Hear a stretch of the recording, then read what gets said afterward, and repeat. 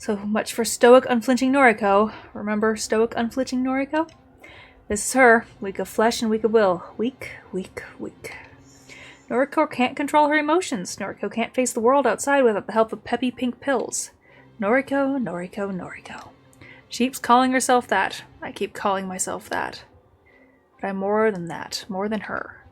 I'm Corpse Girl. I'm bigger than the frail body before me. What do my looks matter in the grand scheme of things? What does my ego matter? I want to be beautiful, thin, gorgeous. Kojiro called me gorgeous. It made me feel good. But that doesn't matter. None of it matters. Corpse Girl matters. She will succeed and the world will continue to spin. I need to gain weight or lose weight. I need to look like Aoi, with her small frame and cute features and that bust that's too hard to look away from. I need to look like Tomoe with her fuller figure, her obscene fashion sense, and those oddly beautiful eyes that she doesn't deserve. I need to look like Yuriko, with her bad haircut, terrible piercings, and trashy clothes. Who is Yuriko again? My weird sister. I need to look like Mother, who's just like me, and Yuriko combined, but with vacant eyes that used to be sparkling and clear, but now just glaze over whenever you try to talk to her. I need to look like Noriko, with her dark hair and her intense gaze and her healthy, acceptable frame. I don't need to look like this skeleton, this living corpse. I don't need to look like this physical embodiment of hunger and longing and lust and fear and stress and anxiety and uncertainty and ambition and exhaustion. I curse at the mirror and spit on my own reflection. You! She's getting busy. I clench my fist until my nails dig and tear and pierces my flesh, letting blood trickle between my knuckles and grip down to the carpet. I don't want to be you! I'm better than you! I'm better than you! I'm better than you! But I am you. I am Corpse Girl. It's what I always wanted. It's that sense of belonging that I always sought. It's that feeling of home that I reclaimed after home was lost. After Mother moved and Yuriko got put on ice, and after I found this apartment that felt so strange at first. This is who I am. Your hair, your eyes. I love you. Don't ever leave me. Don't leave. Take your medication, girl. Got an itch on my thigh. I raise 2 fingers to my mouth and kiss them gently, then press them against the mirror. Don't ever change.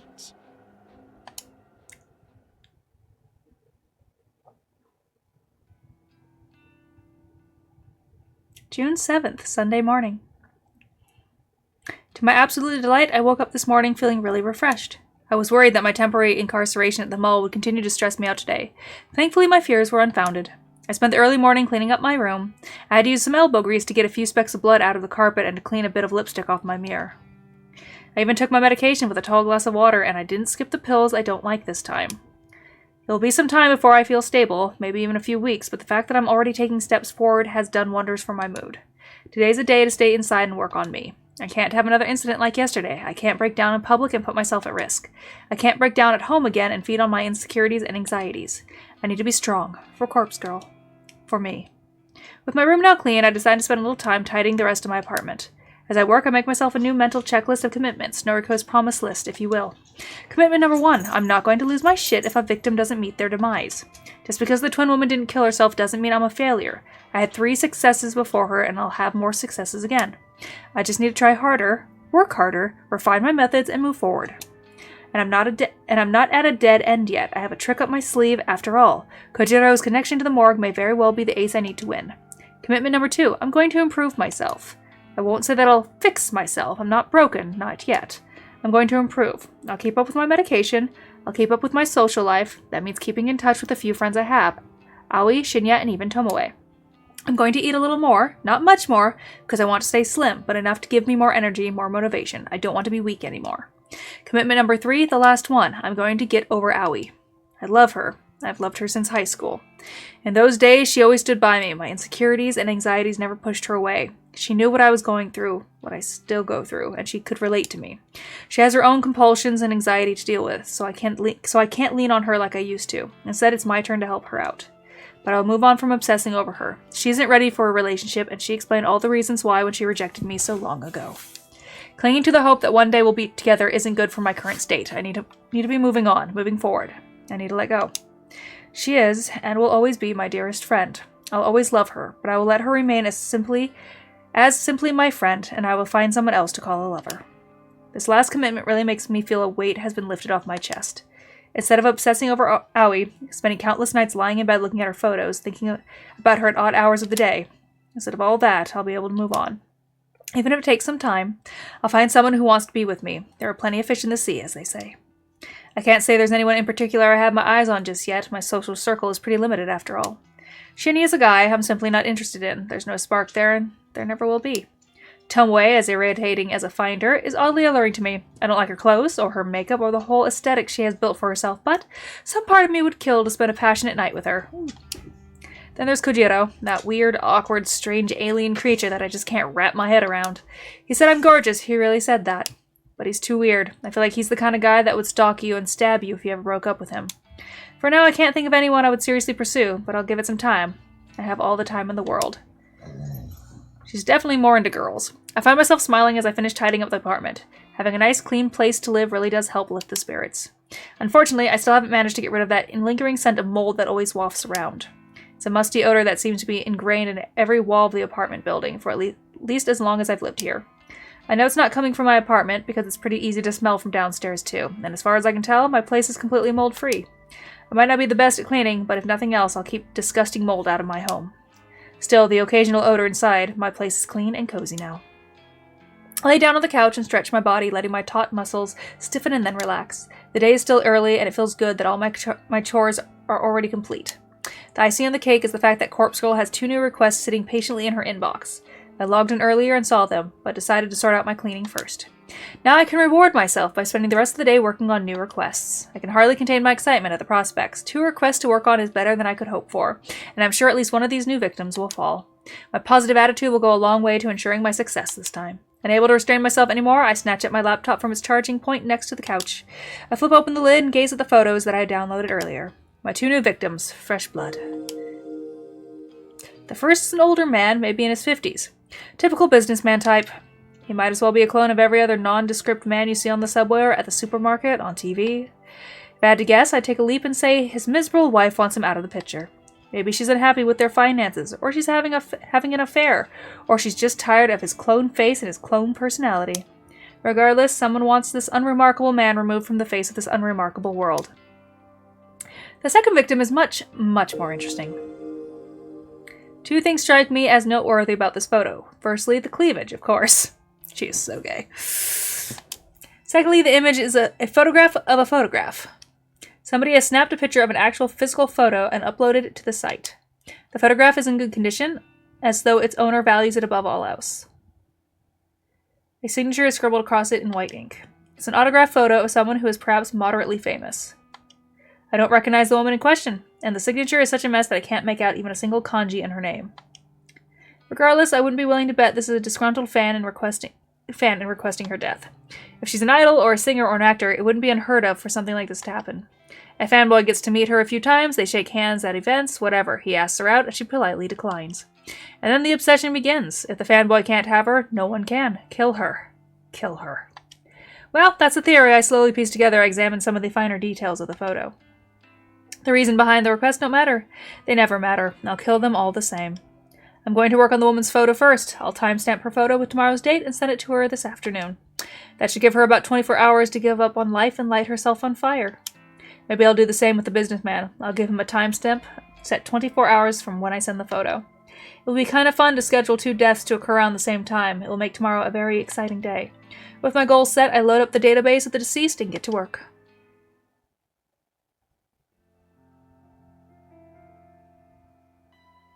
June 8th, Monday evening. I'm rather proud of myself today. During my morning routine, I made sure to take my medication in the correct doses, and I even washed it down with water. It didn't even interfere with my strict schedule. I still managed to catch the usual train. I got to the convenience store at the usual time, and I arrived at the office without a hitch.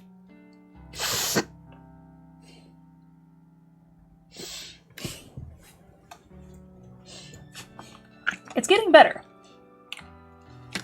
I know it may not seem like it, especially as I'm talking, because that makes it worse, but I do cough less violently in the day now. And less often. If I can keep up this dedication, this commitment to improving myself, I know I can be stronger than ever. strong enough to fulfill Corpse Girl's ambitions. I greeted both Shinya and Tomoe when I came to the office, and even made small talk for a few minutes. Since the day has nearly ended now, I'm going to make an effort to chat with them again before heading home. Being social will help me get through this. That's what Aoi used to tell me. At least before she stopped being social herself. It's about 5:45 p.m., and although both of my latest victims should have killed themselves by now, I don't feel the need to obsessively check for their obituaries. I have a news alert set on my phone, of course. If it uncovers anything, I'll be notified, but even if it doesn't, I won't stress it out. I'm playing it cool. Cool, stoic, unflinching Noriko. The drone in the office always reaches its nadir at this time in the evening. It's actually quite pleasant being able to sit in a quiet environment and feel the soft breeze of an air conditioner against my skin. I like to take this time to slowly pack away my things and get ready for the journey home. As I take off my headphones and stretch my arms, Tomoe approaches me with a spring in her step. What up, slut? About a week ago, I would have taken Tomoe's greeting as an insult. Now that I know her a little better, I can tell she's actually just being affectionate. Despite any differences we might have had, she really seems to have warmed up to me lately. Hello. How did your day go? Same old. What about you? It went well, thanks. Good to hear. Shinya and I are supposed to go out tonight, but What's wrong? hasn't he seemed, kinda off today? He can barely look me in the eye. Really? I spoke to him this morning. He seemed okay. You don't reckon he's seen another woman, do ya? Huh? Another woman? Some fragment of a memory, some glimpse of a murky recollection, flutters around the corner of my mind just out of reach. Shinya and another woman. Something is on the tip of my tongue, but I can't quite formulate my Shinya thoughts. isn't the type to cheat, though, so I don't know. Cheating? No, Shinya wouldn't do that. He was so nervous when he spoke to me about being pressured into sex. Oh! That's it! The memory that was fitting around the edges of my consciousness has come into the light. Shinya spoke to me hypothetically about being pressured into sex. He said Tomoe wasn't the one pressing him. So who was he talking about? Is this something I should talk to Tomoe about? If Shinya really is having a hard time and acting differently around Tomoe, then their relationship could really be in trouble. But is it even my place to say anything? Shinya spoke to me in confidence. He's my friend.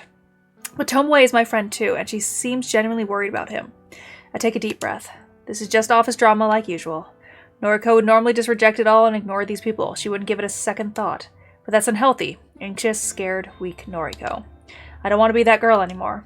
I can be more than that. I'm improving day by day. And part of that improvement involves being more social. It's good for me, right?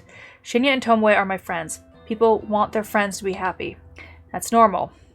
That's normal. That's normal, right? I think so. Therefore, I want them to be happy, together. I swallow hard and speak my mind. Tomoe, I think that Shinya may be involved with another woman. What? Are you serious? Listen though, it's not exactly how it sounds. He came to me a little while ago and asked what to do if someone pressured him into sex. I know that you're not the one he was referring to, so I think he may be in trouble. I think someone else might be forcing him to do something he doesn't want to do. What the fuck? He spoke to you about it, but not me? Tomoe, he seemed really depressed about it. I think he wanted to resolve the situation without having to worry you. Yeah, I get what you mean, but who the hell is trying to seduce him? I'm afraid I have no clue about that. Sorry. Okay, that's fine. Thanks for telling me this anyway. Now at least I know something's up with him. I'm gonna speak to him. I'll make him cough up what's what. Are you sure that's the best thing to do? Yeah, because I'll let him know that I'll take care of everything. If some bitch is putting the moves on my Shinya, I'll smack him into the ground.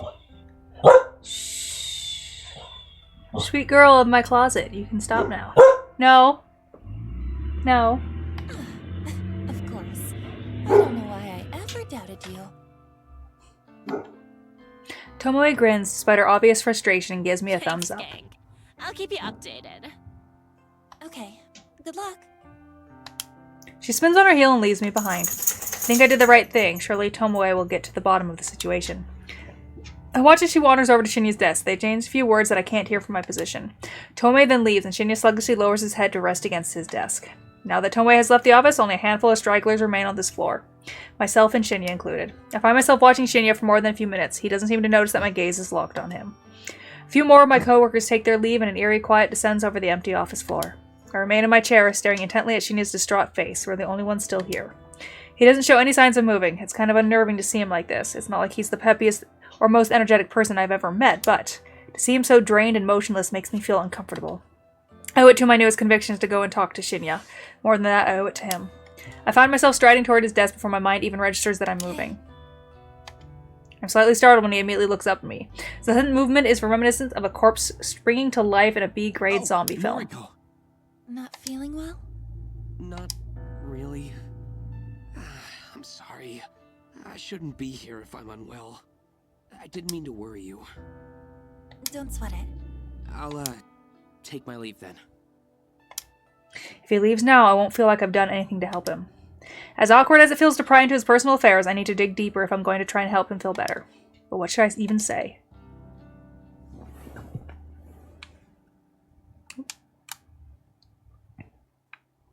Tell me what's wrong. I don't expect my blunt words to get through to him. I don't expect anything, really. I'm not used to confronting people about the shit they're facing in their personal lives. I'm usually content to simply sit on the sidelines and watch. Don't need to worry. I'll be okay. He tries to smile, but his composure cracks under the weight of his blatant lie. I quickly try to piece together what I know about his current situation. Based on the sliver of information I've been drip-fed, I'm certain that someone has been sexually assaulting him. At the very least, someone has been trying to force him into doing something he doesn't want to do. I don't know who that person could be. It could be someone from the office, it could be someone from his private life. I'm confident that it's not Tomoe. Shinya isn't the kind of person to ever stand up for himself, and he's probably not the type of person to speak up when he's feeling down. But his recent composure reveals volumes about how he's truly feeling. Whatever the situation is, it's painfully obvious that Shinya is a victim. Whatever is happening in his life is not his fault, and he's too proud or stoic or embarrassed to seek help, even from his own girlfriend. If I don't put one foot forward and cut the chase, chances are Shinya will never build up the courage to ask for help before it's too late. Someone is sexually assaulting you, right? He doesn't say anything. He doesn't even flinch, which I have to give him credit for. This is a guy that couldn't keep from blushing the last time the word sex was mentioned around him.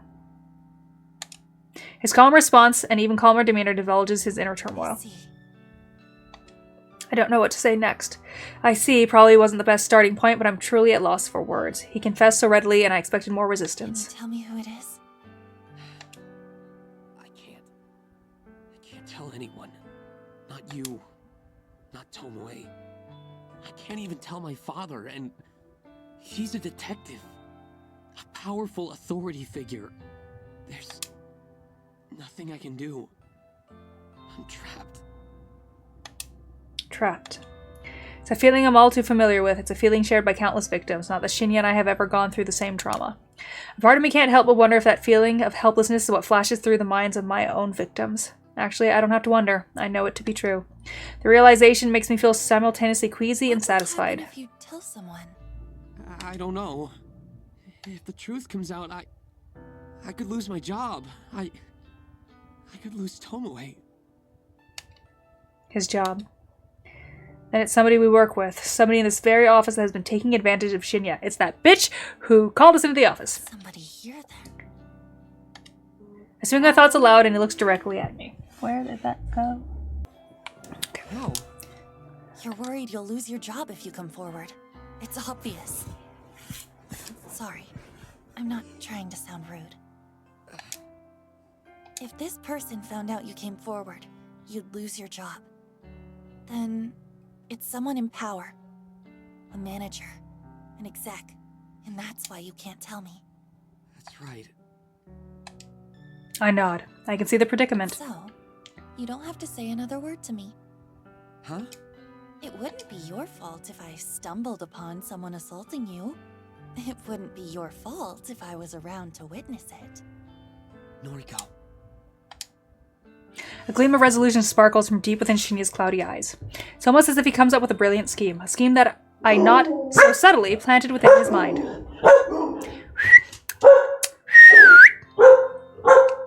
Guys, enough! Hey! Shinya takes a deep breath before collecting his bag. Iris! Please don't follow me.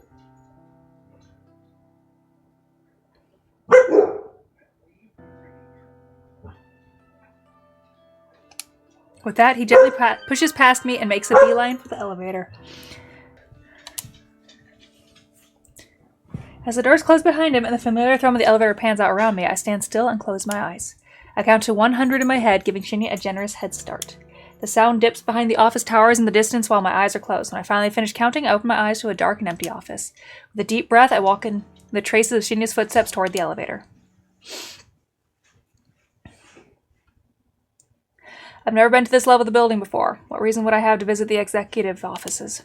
When execs have businesses with junior staff, they descend from the lofty perch and grace us with their presence on the 14th floor. You came to see me again. A woman's voice from the nearby catches my attention. It's a hushed yet aggressive tone, like the whisper of a venomous serpent. Are you finally going to let me have my way?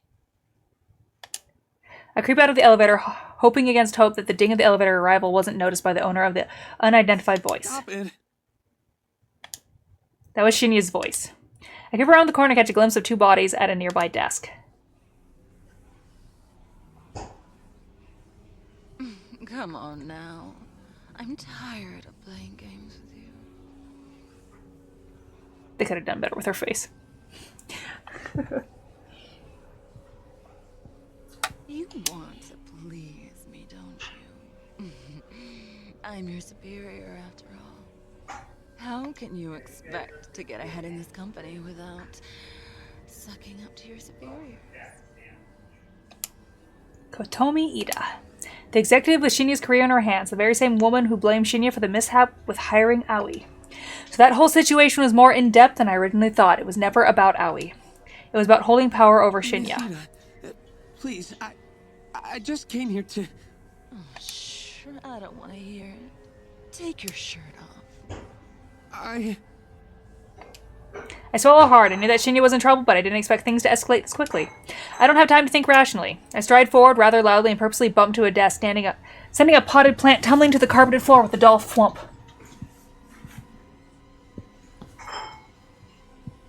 Kotomi's neck pivots at full speed and she turns to face me, her eyes narrow into a hateful slits as she withdraws from Shinya.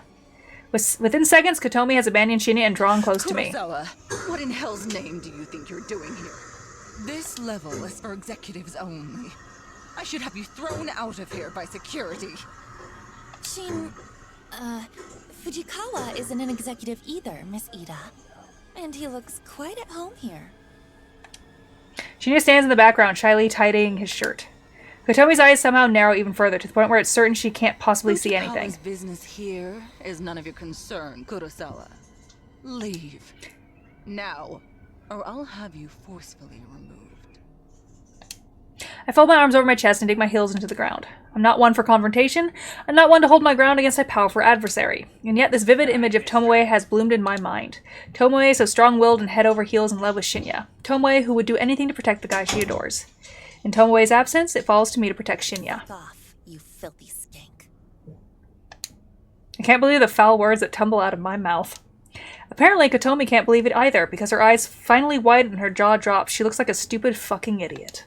Somehow, Tomoe's indomitable spirit seems to have inhabited my body. My words echo her own. That, and I've just managed to find a temporary burst of courage. What did you say to me? You heard me loud and clear. Back off from Shinya. If I catch word that you're harassing him, I'll have you in a legal headlock quicker than you can blink. You don't even know what you're talking about. Trust me, I know enough to bury a dirty slut like you. Kotomi grits her teeth and a vein protrudes from her forehead. Without another word, she simply pushes past me. Her shoulder slams into mine, but by some minor miracle, I manage to hold my ground. I hear her footsteps fade away as she leaves the floor. I exhale sharply and a wave of dizziness suddenly washes over me. That was amazing. I nod and sway a little bit, then take another deep breath and rebalance myself. Happy to be of assistance. I can tell Shinya doesn't know what to do next. He looks like he wants to hug me, but given the gravity of this recent situation, we both silently decide that's not the best idea.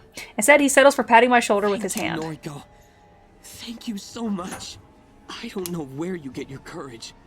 Perhaps I could stand to learn a thing or two from you. Don't sweat it. I'm going to go home for now. I hope that's okay. Of course. Go get some rest. Shinya smiles for the first time in a while, and he releases his hand from my shoulder. After he's gone, I collapse into a nearby chair and listen to the frenzied sound of blood pounding through my veins.